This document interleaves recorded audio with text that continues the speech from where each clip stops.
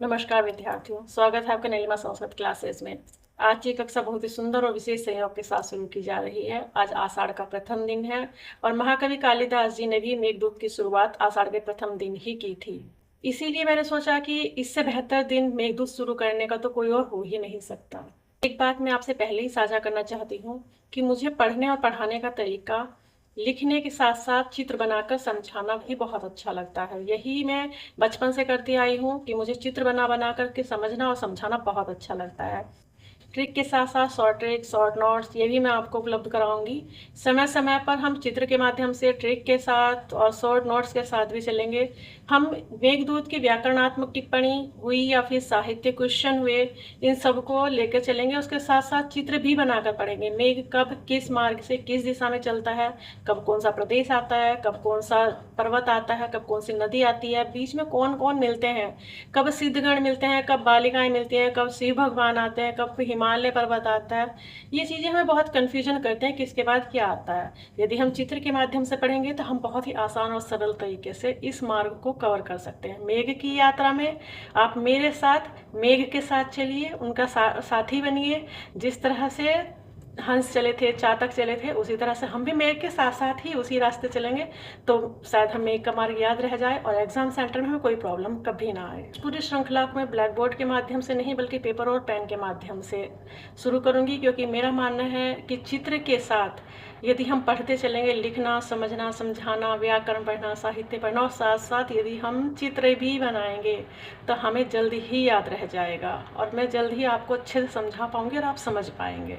मैंने मेघदूत को पढ़ा, समझा और क्लासेस देखी, सभी टीचरों की क्लासेस सुनी, तो उसमें मुझे एक कमी नज़र आई है। इसे मैं कमी भी नहीं कह सकती क्योंकि टीचर बहुत अच्छा पढ़ाते हैं, लेकिन यदि बच्चों को चित्र के माध्यम से समझाया जाए, उनको चित्र बना बना कर मेघ का मार्ग पढ़ाया जाए तो बहुत जल्दी याद हो जाएगा। कुछ ही हमारे विषय ऐसे हैं जैसे कि सुकनासोपदेश है, नहीं समझ में आता क्या उपदेश आ गया, कब राजा की प्रपंच आ गई, कब गुरु को उपदेश आए, कब चंद्रापीठ आया, कुछ समझ नहीं आ पाता। ये सब हम चित्र के माध्यम से पढ़ेंगे। कारक हुए, कारक भी हम चित्र से, एक सूत्र को चित्र से पढ़ेंगे। तो फिलहाल तो हम पढ़ते हैं मेघदूत कालिदास का रचित, जिसमें 2 खंड है, एक पूर्व मेघ और एक उत्तर मेघ। हम शुरू करते हैं पूर्व मेघ को, तो बने रहिए आप मेरे साथ पूर्व मेघ में। कश्चित् कांत विरह गुरुणा स्वाधिकारात् प्रमत्तः शापेनस्तंगमित महिमा वर्ष भोग्येण भरतु यश्चक्रे जनकतनया स्नानात् पुण्योदकेषु स्कंदत छाया तरुषु वसति रामगिर्याश्रमेषु। इसका सीधा सा पहले हम थोड़ी सी कहानी जान लेते हैं कि यक्ष को, एक यक्ष है, यक्ष को कुबेर ने कश्चित, कश्चित मतलब कोई, यह कोई क्या है, इसको कश्चित क्यों कहा गया है, और ये मंगलाचरण है। मंगलाचरण की जो शुरुआत है वो कश्चित शब्द से की गई है, क्योंकि यह एक ऐसा शब्द है जो कर्तव्य भ्रष्ट यक्ष के लिए प्रयोग हुआ है और ऐसे नाम का लेना शास्त्र वर्जित है। तो यक्ष जो है, अपने जो स्वामी था यक्ष को कुबेर ने मानसरोवर के स्वर्ण कमलों की रक्षा का भार सौंपा था। एक रात वह अपनी पत्नी के उसको याद करके, वो अपनी पत्नी के वियोग में कातर होकर पूरी रात वहाँ पहरा नहीं दे पाया और मानसरोवर छोड़कर अपने प्रियतमा के पास पहुँच गया। इधर जब वो वहाँ चला गया तो वहाँ उसके पीछे, उसके जाने के बाद कुछ दिग्गज आए और कमल वन को उन्होंने नष्ट कर दिया। तो सुबह सुबह जब कुबेर उठते हैं और यह समाचार उन्हें मिलता है कि यक्ष ने कर्तव्य विमुख होकर के या समझदारी नहीं दिखाई है और उसने मानसरोवर को छोड़ दिया है, तब कुबेर ने 1 साल का उसकी पत्नी से दूर रहने का श्राप उस यक्ष को दिया था। तो इसीलिए वहाँ कश्चित शब्द यूज़ हुआ है। कश्चित यानी कि कोई अपनी पत्नी के विरह में बहुत ज़्यादा, गुरुणा मतलब बहुत ज़्यादा विरह में कोई एक, कोई कौन, वह यक्ष। यहाँ कोई, यह कश्चित शब्द 2 जनों के लिए आया है। एक तो आया ब्रह्मा के लिए, कहा आया ब्रह्मा के लिए, प्रजापति के लिए, और एक आया है यक्ष के लिए। तो क्वेश्चन में अगर पूछा जाता है कश्चित शब्द किस किस के लिए आता है, तो प्रजापति, ब्रह्मा और यक्ष, इन 2 के लिए आया है।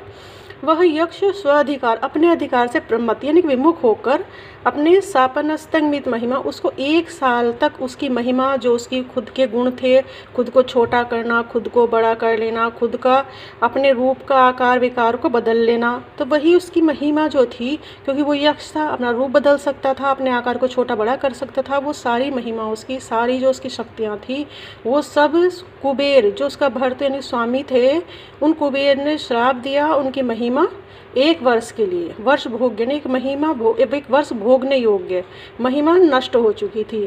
तो यक्ष चक्रे, वह यक्ष वहाँ रहने लगा, कहाँ पर, जो स्थान जनक तनया यानी कि सीता द्वारा स्नान और पुण्योदकेशु, स्नान द्वारा पुण्य किया हुआ, जहाँ पर सीता रहती थी, सीता माता रहती थी, वहाँ स्नान करती थी जिस पर्वत पर, उनके स्नान से जो पवित्र हुआ जल, वहाँ पर यक्ष रहने लगा।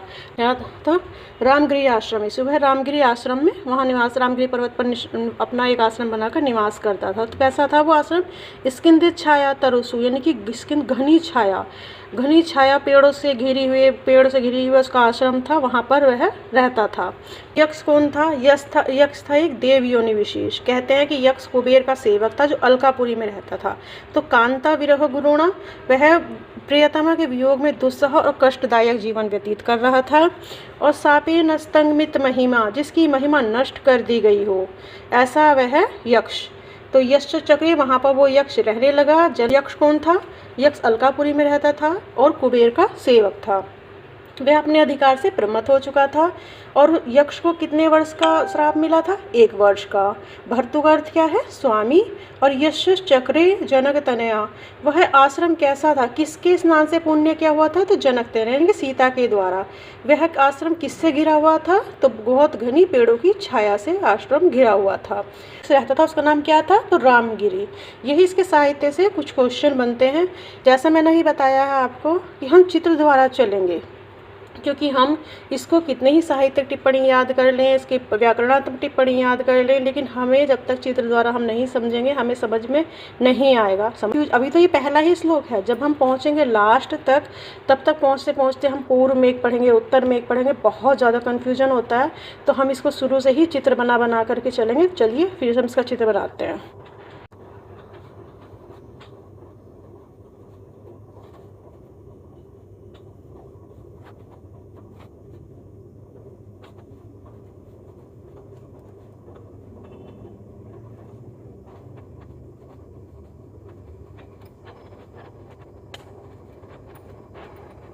यही हमारा रामगिरी पर्वत, ये मेघ है, जिसको अभी अगले श्लोक में समझेंगे कहाँ टकराया, किसकी तरह दिखता है और यक्ष इससे क्या कह रहा है।